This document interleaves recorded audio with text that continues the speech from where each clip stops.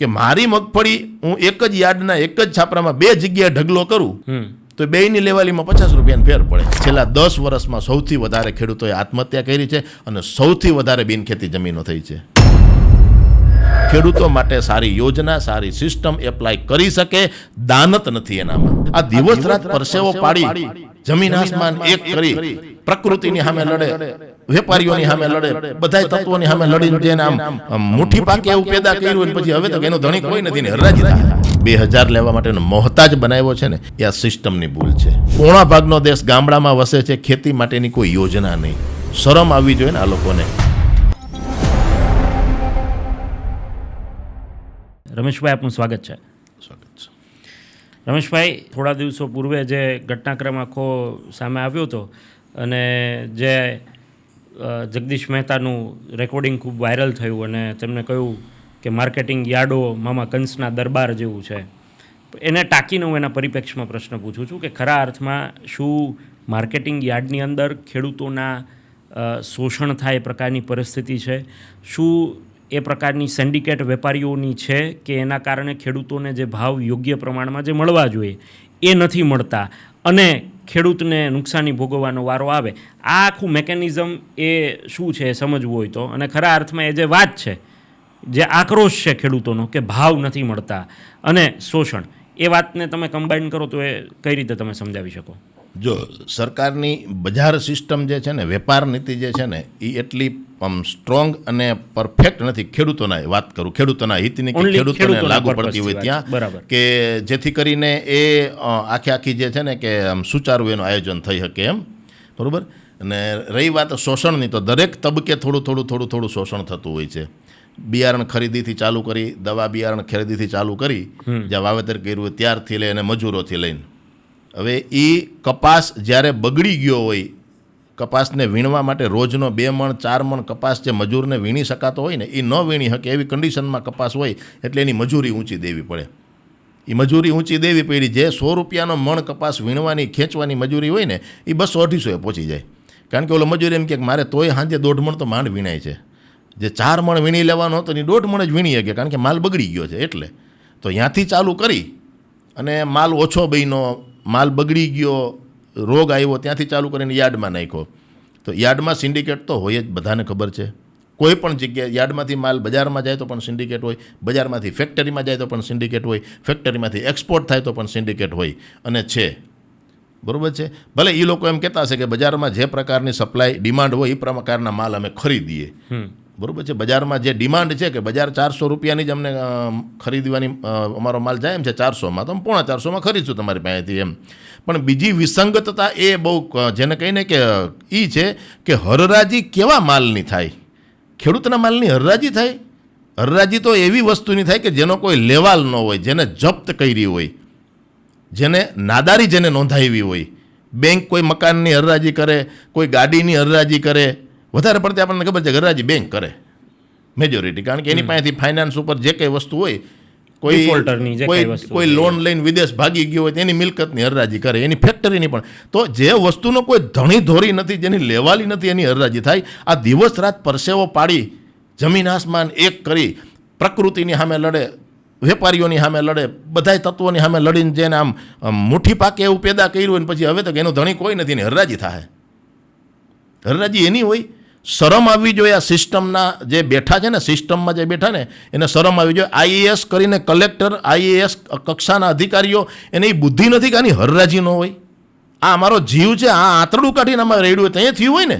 અને તો એ કે એની આઈએએસનું કામ શું છે? અમારે ખાલી નેતા આવે ત્યારે એની આજુબાજુમાં ફરવાનું, 10 દિવસ આવે એની ચાપલુસી કરવાની, એના બધા પ્લાનિંગ કરવાના. મુખ્યમંત્રી આવ્યા કે ભાઈ ફલાણા મંત્રી આવ્યા, એનું કામ તો આ હતું કે આ છેવાડાનો માણસ જે પીડાય છે, જે શોષાય છે, એના માટેનું કાંઈક નિવારણ નહીં પાડે. આઈએએસમાં એ ભણાવ્યું હતું. આઈએએસમાં એ ભણાવ્યું હતું કે મુખ્યમંત્રી આવે ત્યારે તમામ કચેરીના માણસોએ લાગી જવાનું 4 દી અગાઉ, વડાપ્રધાન આવે ત્યારે 15 દી અગાઉ તમામ આઈપીએસ ને આઈએસ ને ક્લાસ 1 ને ક્લાસ 2 લાગી જવાનું.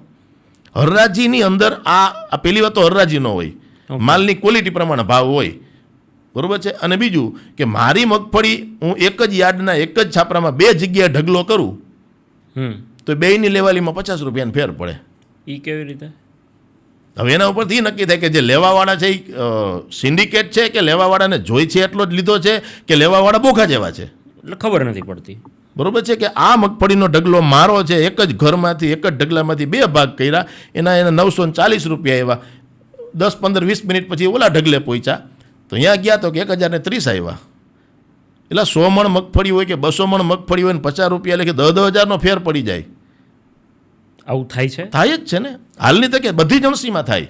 એમ નહીં તો આના માટેની સિસ્ટમ કંઈ નથી હોતી, કારણ કે દર્શકોને નહીં ખબર હોય એવી સિસ્ટમ નથી હોતી. કારણ કે આ પેલો ઢગલાય, તમે કીધું એમ કે પેલા ઢગલાય પહોંચાય એ તમારો ઢગલો છે, 10 ઢગલા પછી બીજો ઢગલો હોય એ તમારી જ મગફળીનો ઢગલો. તો પહેલાંનો ભાવ જે બોલાય તો એનું કંઈ ચેકિંગ ના થાય કે અચ્છા, ચેકિંગ ઇન ધ સેન્સ કે અચ્છા આ મગફળી આ ક્વોલિટીની છે તો આનો આ ભાવ, અને આગળ જતાં જેમ જેમ અપડાઉન થતું રહે.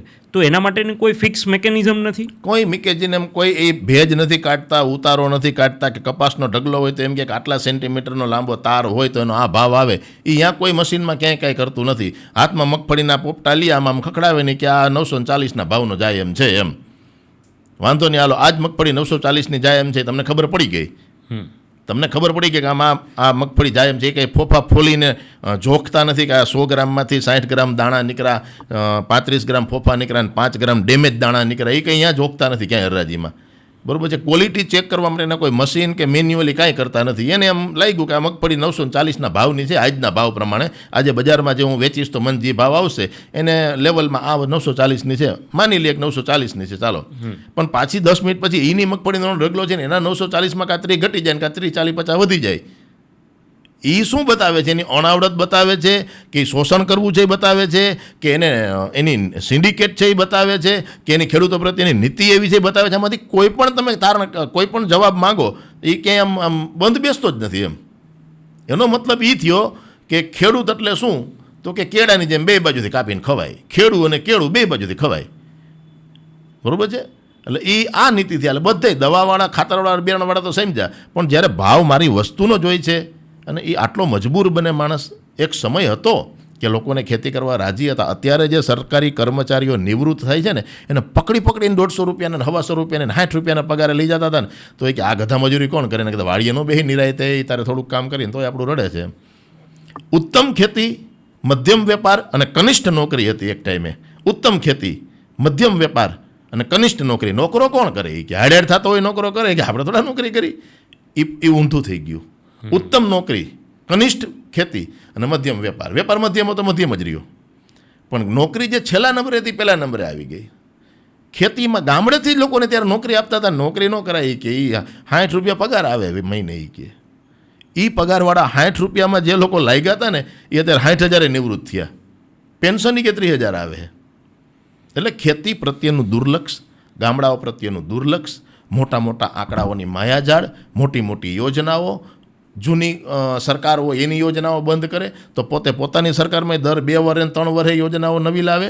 જૂની સરકારી વીમા કંપનીઓ હતી જ 50 વર્ષથી આપતી હતી થોડું ઘણું જે કે વળતર હોય એ ગઈ. પ્રધાનમંત્રી ફસલ બીમા યોજના આવી 2016થી 2020 સુધીમાં એનું શરૂ થઈ ગયું. 18 કંપનીઓ પ્રાઇવેટ આવી, એકે પણ વીમો ન આપ્યો.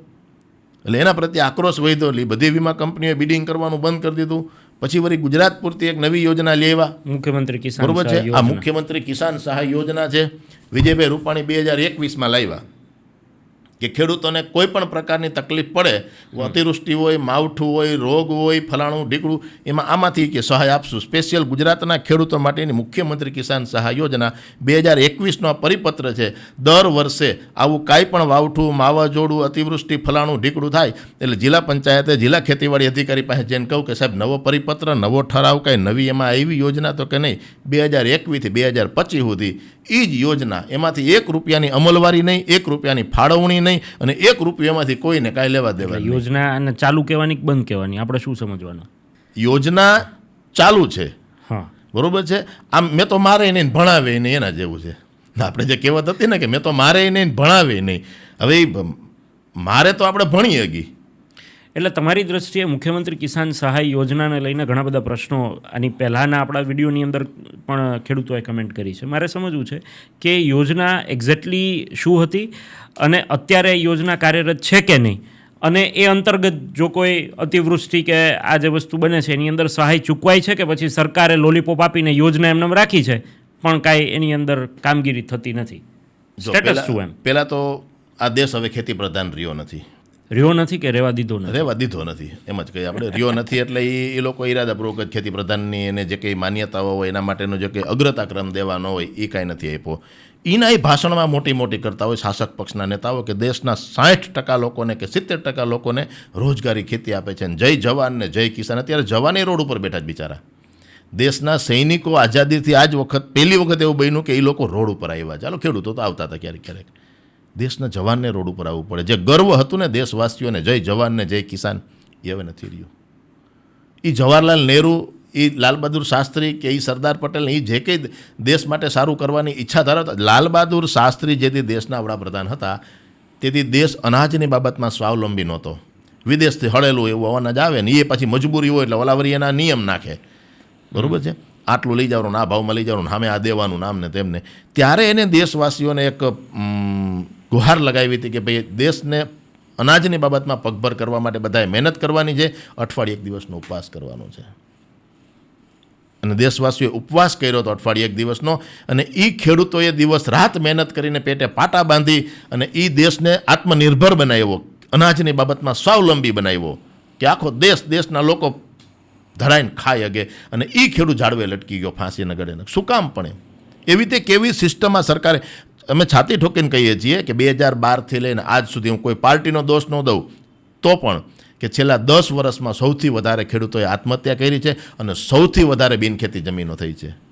સૌથી વધારે બિનખેતી, જે ખેતીમાંથી ઉદ્યોગમાં, વેપારમાં, ફલાણા ઢીકડામાં ગઈ, સૌથી વધારે આ 10 વર્ષમાં ગઈ. અને સૌથી વધારે આત્મહત્યા ખેડૂતોએ કરી. ખેડૂતો પ્રત્યેનું, ખેતી પ્રત્યેનું, ગામડા પ્રત્યેનું આ સરકારનું દુર્લક્ષ છે.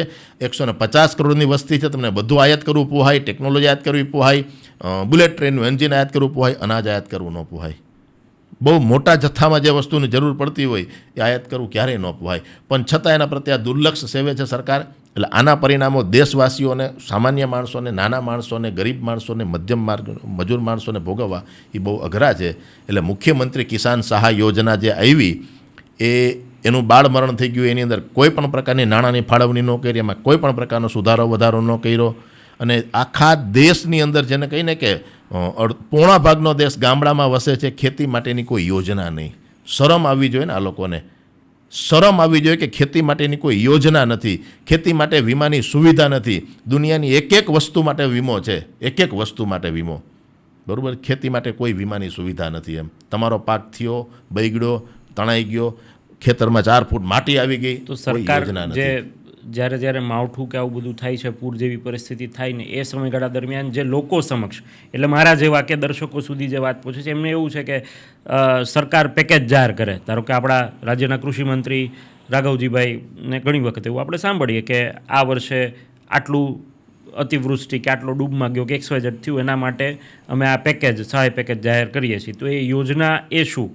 અને અથવા તો આની સાથે કે સરકાર જે દર મહિને, બરાબર, એ મને નામ કદાચ અત્યારે ભૂલાય છે, PM વાળી જે યોજના છે ખેડૂતો માટેની જે સહાય આપે છે, તો એ યોજના શું છે? એ તમે જે રીતે કહી રહ્યા છો કે એ યોજના ખેડૂતો માટે નથી, તો આ બધી યોજનાઓ કોના માટે? જો પ્રધાનમંત્રી કિસાન સન્માન નિધિ જે છે, બરાબર છે, કે ભાઈ વર્ષમાં 6,000 રૂપિયા આપે છે, બરાબર છે. ભલે દેશના કરોડો ખેડૂતોને ધ્યાનમાં લઈને તમે ચાલો એટલે રકમ બહુ મોટી થાય. ભલે 2,000 રૂપિયાનો હપ્તો આવ્યો વર્ષમાં 3 વાર, એટલે 2,000 રૂપિયા એટલે કે 18,000 કરોડ થાય ને 50,000 કરોડ થાય ને બધા આંકડાઓ આવતા હોય છે. એની વાત સાચી છે, એમાં ના નહીં. પણ એ 2,000 લેવા માટેનો જે મોહતાજ બનાવ્યો છે ને ખેડૂતને, 2,000 લેવા માટેનો મોહતાજ બનાવ્યો છે ને, એ આ સિસ્ટમની ભૂલ છે. પ્રધાનમંત્રી કિસાન સન્માન નિધિ હોય, ખેતીમાં જેને કહીને કે અમુક સાધન સામગ્રી ઉપર સબસિડી હોય, ટેકાના ભાવ ઊંચા કર્યા છે એ આપણને ખબર છે, બધુંય હોય, આ બધું સાચું. પણ એમ છતાં ગામડાઓ ખાલી થાય છે. ખેડૂત એના દીકરાને ખેતીમાં નાખવા તૈયાર નથી. ગામડામાં વસતો ખેડૂતનો દીકરો હોય તો એને કોઈ દીકરી દેવા તૈયાર નથી. ખેડૂત ખુદ બીજા ખેડૂતને દીકરી દેવા તૈયાર નથી. એની પાછળના જે ડ્રોબેક છે કે એની પાછળના જે કંઈ એને કારણો દેખાય છે એ પણ એના વ્યાજબી હશે કદાચ, બરાબર છે. એટલે એક સમયે મજબૂત ખેડૂતને મજબૂર બનાવ્યો, 2,000 લેવા માટે એને મજબૂર બનાવ્યો, લાચાર બનાવ્યો. સિસ્ટમ જ એવી ડેવલપ ન કરી. ધારે તો બધું થઈ શકે, અમને ભરોસો છે કે આ તંત્ર ધારે ને તો બધું થઈ શકે. 1 સેકન્ડની અંદર બધાયના જેને કહીને કે શ્વાસ થંભી ગયા કંઈ તો ભલે, બાકી પગલાં થંભી ગયા અને વાહનના વ્હીલ થંભી ગયા કે ભાઈ લોકડાઉન છે. કેવડું મોટું 150 કરોડ લોકોને કે 140 કરોડ લોકોને લાગુ પડે એવડી મેટર હતી ને, છતાં પણ 1 સેકન્ડની અંદર બધું થંભાવી દીધું.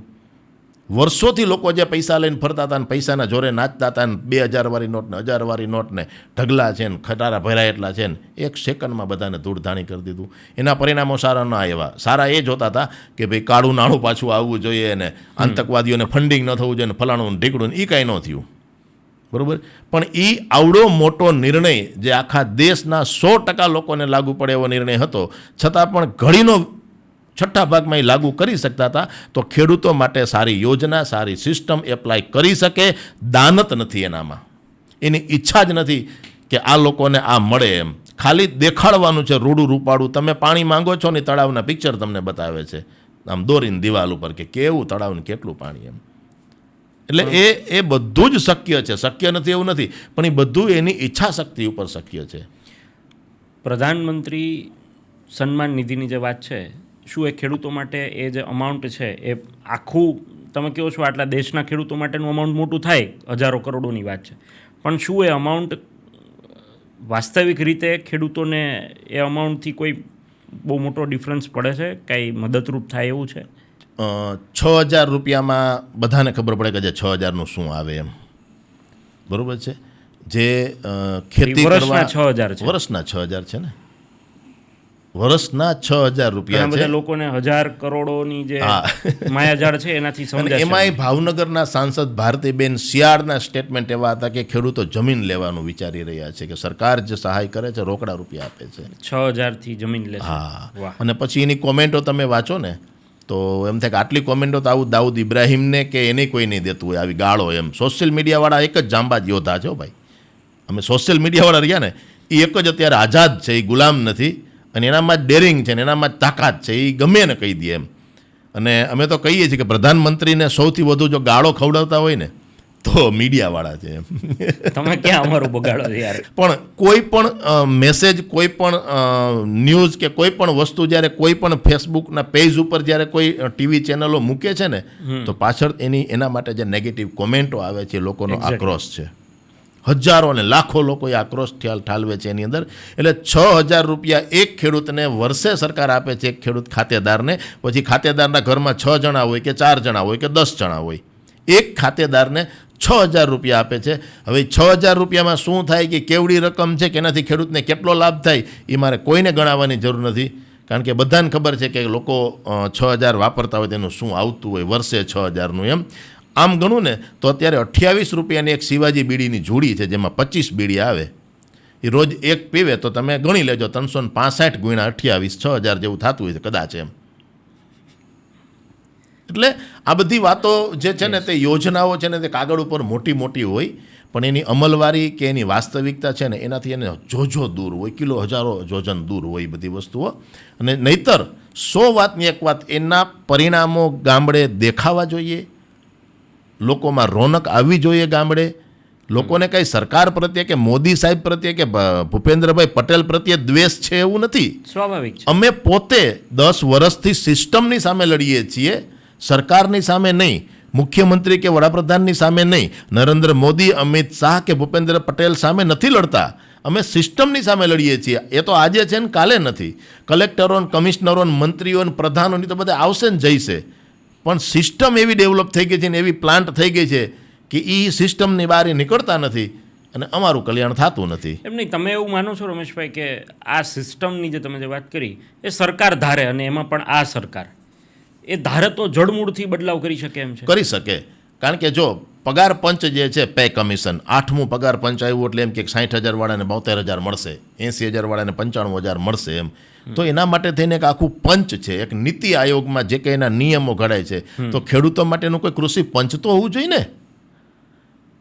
આખી દુનિયાની ઇન્ડસ્ટ્રીઝને અને માણસોને રોજગારી અને રો મટીરિયલ પૂરો પાડવાવાળો છે, એના માટેનું કોઈ પણ પ્રકારનું નીતિ આયોગની અંદર કોઈ કૃષિ પંચ નથી. ચૂંટણી પંચ છે, પગાર પંચ છે, પેન્શનર માટેના ઘણા બધા પંચો છે.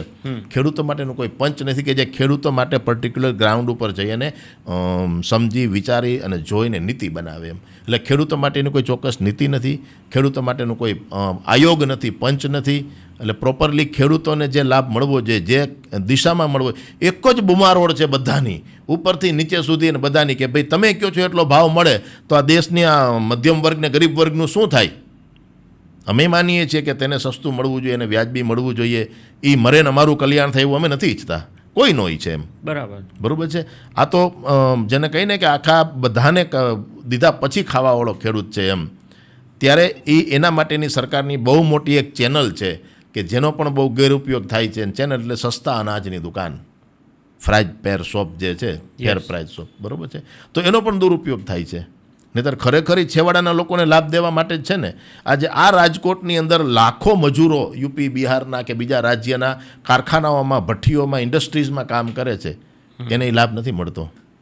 અમે ગામડે જેટલા લોકો રહીએ છીએ ને ખેડૂતો, એટલા સામે મજૂર છે એમપીના અને દાહોદ ગોધરા બાજુની સાઈડના, તો એને લાભ નથી મળતો.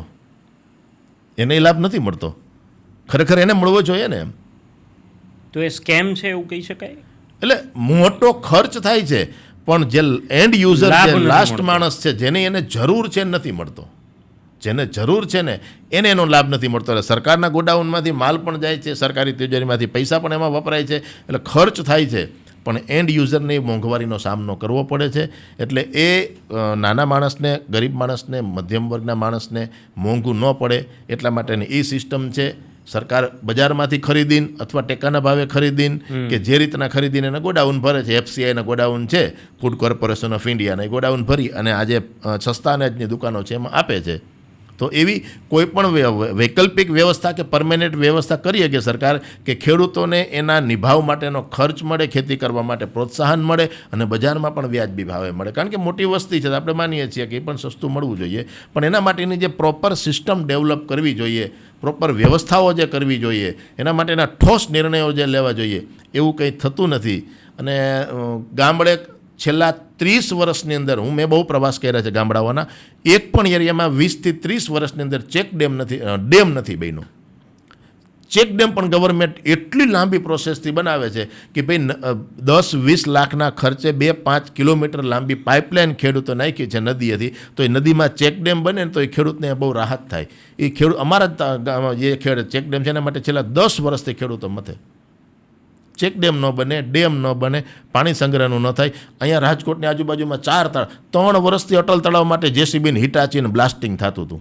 3 વર્ષ સુધી બ્લાસ્ટિંગ કરી અને કાળમીંડ પથ્થર તોડીને અટલ તળાવ બનાવ્યું હુડિયાથી નાહવા માટે, હુડિયા ફેરવવા માટે. વાં ઓલા ઝાડવે ટીંગાઈ જાય છે, પાક નિષ્ફળ જાય છે, ભાવના અભાવે, પાણીના લીધે કે પછી એન પ્રકારે. તો એ જે કરોડરજ્જુ છે, જે દેશની કરોડરજ્જુ, એ ટટ્ટાર ન રહી શકે ત્યાં સુધી એ બધાને ભોગવવું પડે. એનું પરિણામ બધાને ભોગવવા પડે, સીધા કે આડકતરી રીતે બધાને ભોગવવા પડે. વાસ્તવિકતા છે અને બહુ વરવી વાસ્તવિકતા છે જે તમે વાત કહીએ. ખેર, અમારી સાથે જોડાયા અને આ મુદ્દા પર વિસ્તૃત ચર્ચા કરી એ બદલ ફરીથી આપનો ખૂબ ખૂબ આભાર. સત્યાત મંથનની યુટ્યુબ ચેનલ સબસ્ક્રાઇબ કરવાનું અને બેલ આઇકોન પ્રેસ કરવાનું, સાથે જ સત્યાત મંથનનું ફેસબુક પેજ લાઇક અને ફોલો કરવાનું અને ઇન્સ્ટાગ્રામ પેજ સાથે જોડાવાનું પણ આપ ચૂકશો નહીં.